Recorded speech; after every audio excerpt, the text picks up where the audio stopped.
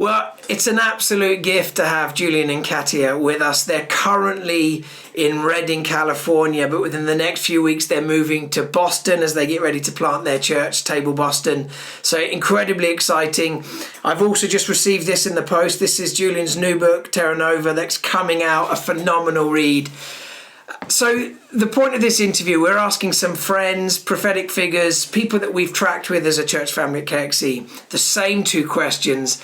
The first question, which is really ripped out of Matthew 16, where Jesus says to the Pharisees, you can look at the sky and you can forecast the weather. Why can't you read the signs of the times?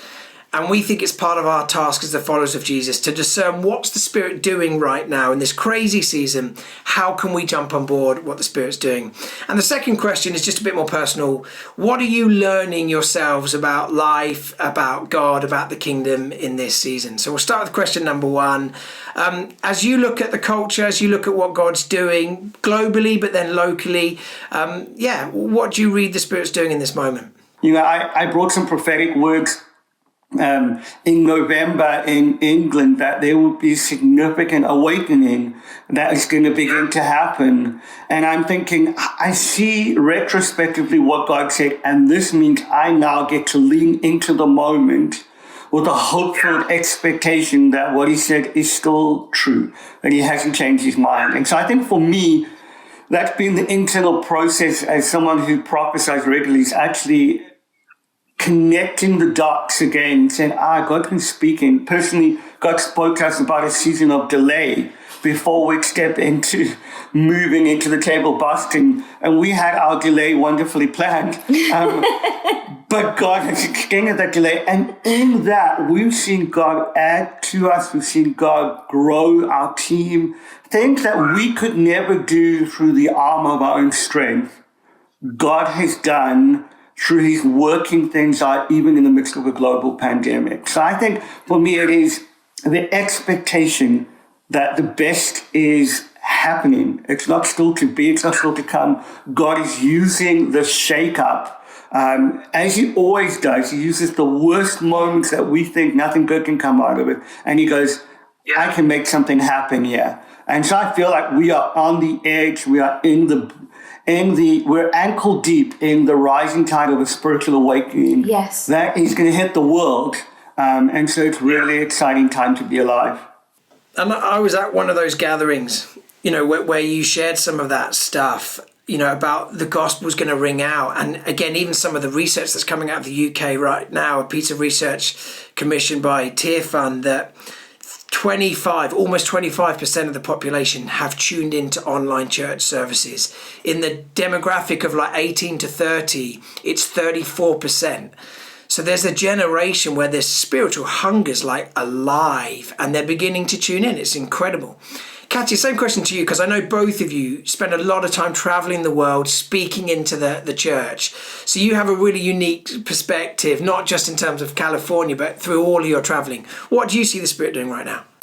Sure. I think there are seasons where God uses the moment to put a spotlight on the totally different narrative of the kingdom in comparison to the narrative of the world. And there are some times where life is going perfectly, and even as Christians, we can make those narratives collide. We almost forget that there are two different stories at work.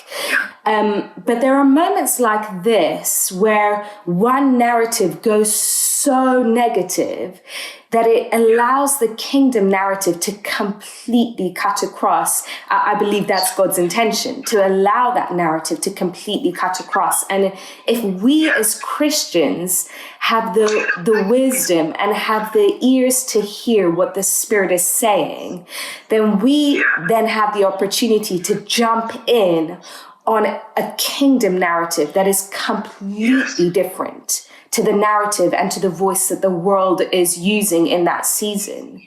In the world, there's this shutdown of, okay, this is my moment to safeguard. How do I lock everything in? How do I ensure that I have enough money for tomorrow? The world is looking in, and that's understandable. Where else does the world look in a moment like this? And yet the kingdom narrative hasn't changed from what we find in the Bible, hasn't changed from the declaration that we see Jesus making, hasn't changed from the invitation to live lives that are so outrageously generous because we know an outrageously generous Father.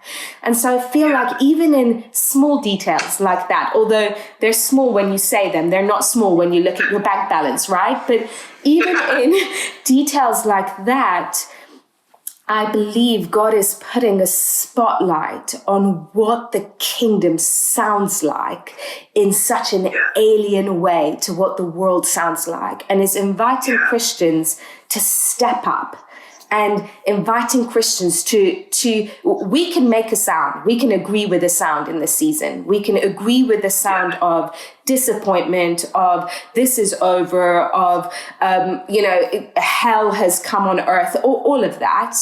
Or we can agree with the sound that, no, the kingdom is coming, and this is a moment where generosity shines, where compassion is shining, where reaching out to people in whatever way that might be, that can shine. And so I really feel like this is one of those groundbreaking seasons where it's not just about the negative that's happening, but God is saying, okay, it's time for the positive voice of the kingdom to get ever louder, and for that contrast to be what puts the kingdom in spotlight. One of the questions I wanted to ask you both is, this is a time to live by faith. We can't live by sight because none of us know what's round the corner. I feel like we're walking through a dark valley like Psalm 23, and we need to hear the voice of our shepherd. He's the only one that can lead us to green pastures and still waters. So I guess there's two questions in this. One, any thoughts about how we tune in, to the voice of the Father? Like, how do we grow our prophetic gift right now? Because we need to hear the voice of God. And then also, how do we be bold and live by faith? Like, you guys are about to plant a church. This must be one of the craziest moments to plant a church in a city like Boston. You can only do that if you live by faith. I guess any strategy that you had, you're having to sort of rewrite it on the back of a napkin or whatever. So two questions. How do we grow in the prophetic? How do we be bold and live by faith? Because I think both are critical to this time. One of the things I'm most convinced of is that the best prophet in the Bible is Jesus. And when we see him as the full revelation of God, we get the opinion of what God thinks about any given situation. Yeah. And so I'm thinking about how Jesus deals with natural disasters. He speaks peace into that context. There's a storm in a boat. His natural response to that, and the Jewish worldview in that season would being that natural disasters are a demonic onslaught. There's something that's negative. And Jesus doesn't address whether it's demonic or not. He simply speaks peace into the situation. There is something powerful about learning to speak like Jesus. And you don't have to go on a prophetic course to do that. You don't have to work out a particular skill set. You just need to see Jesus as he is portrayed in the Gospels. There's something beautiful about the way that he deals with life. And if we can join and echo how he deals with life, it will silence most things around you, because that is the clarity of how God speaks and through whom God speaks. Yeah. In Hebrews, it tells us in chapter 1 that God spoke to us through prophets in many different ways. In fact, one translation talks about it like little puzzle pieces. But now he speaks to us through Jesus, his son. And he is the full revelation of what he's thinking about everything. And I love that, the emphasis there is that the language of God is sonship. And so for me, where I'm no longer traveling, I'm no longer able to, in an expressive way, operate in my prophetic gift in ways that I'm used to. I'm having to lean right back into sonship with Jesus again and understand what it means for me to be a son, understand what it means to hear the still small voice of heaven, and being convinced again that God is incredibly good, and not just good, he's incredibly kind with his goodness, and allowing that to form the narrative, allowing that to form what I speak. You will always reflect the reality you're most aware of. Yeah. And so as I've come into a greater understanding, for me, after being in ministry for nearly 24 years now, of sonship again, again come to the place of I need to rest that actually God's a good Father, and that the voice that needs to drown out every other voice has to be around his goodness, has to be around his kindness, has to be around my settledness that he's good and that he will not prove himself wrong to me. And so for me, I think I'm learning to speak from that place. How does peace govern my heart? In the seasons when the pressure is on, we've got to be more aware of the diet that we're feeding ourselves. And I don't mean just natural food, although corona weight gain is a real thing. But, no guilt.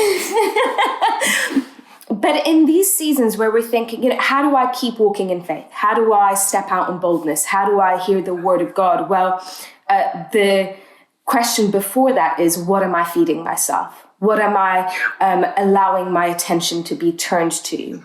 And a few weeks ago, I really felt God speaking to me about this personally in terms of, I was reading in Mark and Jesus is speaking to his disciples. He's talking about the end times and uses this parable of a master leaving his servants in charge of everything. And really, they need to stay alert for the master's return. And Jesus right at the end just says, what I say to you, I say to all, stay awake. And I felt God really speak to me about that for this season, that if we're not careful, we can enter into lots of modes of escapism in this season because we're bored and because we don't know what to do and we're a bit scared and we're uncertain of the future. And Christians are just as much of danger as this as anybody else in terms of, I'm just going to sit and binge watch Netflix all day, which isn't necessarily bad. But if there's a sense of, I just want to mute everything, and so I'm just going to feed on anything that will let me escape this, I felt Jesus speaking to me and saying, don't do that. Stay awake. This is a season to stay awake. This isn't a season to kind of sleep your way through and hope that it ends soon. This is a season where Christians actually, we need to open our eyes and we need to make our ears even more sensitive, because the enemy will just constantly say to us, just bide your time, like just build a safe cave and hide in it. And God's like, no, the kingdom isn't hiding in this season. This is a season for Christians actually to be more alert than ever. But to do that, we've got to be aware of the diet we're feeding ourselves. If we're feasting on news cycles 24/7, and if we're feasting on conspiracy theories, dare I say it, 24/7, and if we're feasting on hearsay from different people, whatever it may be, then the diet that we're giving ourselves is completely contrary to the voice of God in the season. And so this moment, more than any other maybe, is really encouraging us to read, to pray, to keep listening to faith stories, keep listening to impossible stories. Maybe rather than watching your 10th episode of whatever series, maybe let's go onto YouTube and watch some crazy revival stories and watch clips of Catherine Kuhlman and just radical, crazy revivalists who maybe we don't agree with everything they did, but they carry a sense of impossibility. I think of our hearts generally like tubes, like the London Underground. And basically our hearts have a finite amount of space in them. And you can pack, I'm sure Londoners have been, I used to live in London. I love the Underground. And rush hour in the Underground is quite a special thing. But, you can pack as many people in as physically possible. But then there comes this moment where one person, risk taker, right at the end is like, I'm going to get myself in there. And they just can't. They're like rebounding off the mass of people that are already in there.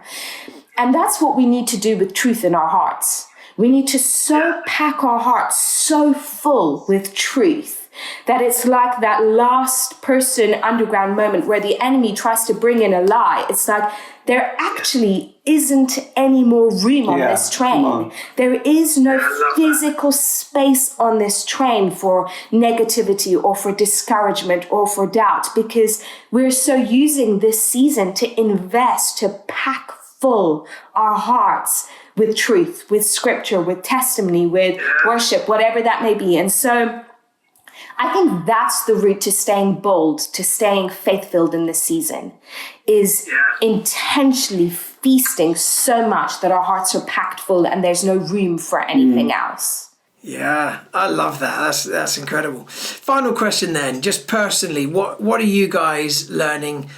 How are you staying sane? Yeah, how are you growing in this season? Great question, Pete. How are we staying sane? Red wine and jazz really does help. Yes, let's keep it real. We've got 2 toddlers in the mix. There are days where it feels like everything is insane. I think we're having grace for each other and learning much more about how to carry each other and how to navigate the atmosphere and culture of our home whilst being sensitive to allowing each other to have a down day.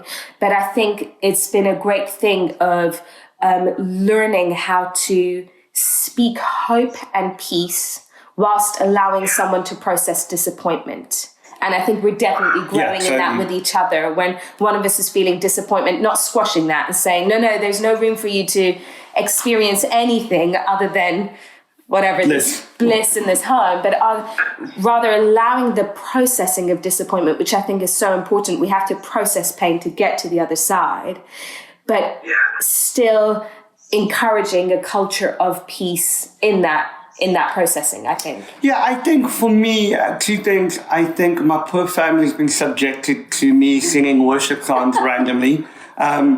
And God bless him, but it works for me. I have a lovely voice, darling. Lovely. I think, seriously though, I think finding moments in the crazy just to belt out a song of love and adoration, shift something in your own internal atmosphere. I think finding moments to pray in the Spirit. The Bible tells us that when we do that, we build up our faith. And I think it is one of the most underrated moments. And sometimes we think that praying in the Spirit is just about speaking in tongues. But actually in Romans, it talks about sighs that we cannot express. I think sometimes God just loves a sigh. He just loves the kind of, oh, God help me, those moments. And God's in those moments. He fortifies us in those moments, even when we don't have enough words to communicate that to him. And so I think feeling the nearness of his presence because of being postured in worship, even in the midst of crazy, even in the midst of me cooking a meal and kids are going crazy, just being able to say, Jesus, I love you under my breath, or just being able to sing a song that drugs out every other noise. But seriously, I think that's really key for us. Yeah.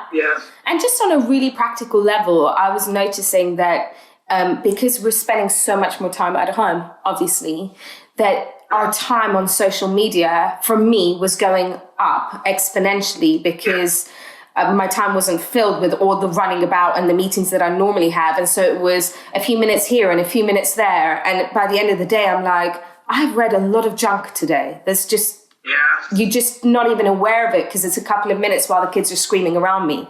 And so really practically, I've been trying to just put books around the place, books that are good and that I can just pick up. And rather than have 2 minutes on the latest Instagram post, I can spend the 2 minutes and read 1 page of a book that actually, whether it's a novel, whether it's fiction, whether it's a Christian book, it's just trying to change the coping mechanisms that aren't doing me good and putting in place things that will actually let me flourish instead. There's a great book called All Things New. These all around. Julian's been putting these all around the house. There's one in the toilet, one in the kitchen. It's all around the house. That was about to say. Thank you so much, guys, for your time. That was an absolute gift learning from you both. We love you both so much, and we're praying for the church you're about to plant in Boston. So huge love and God bless. We love you guys. Lots of love.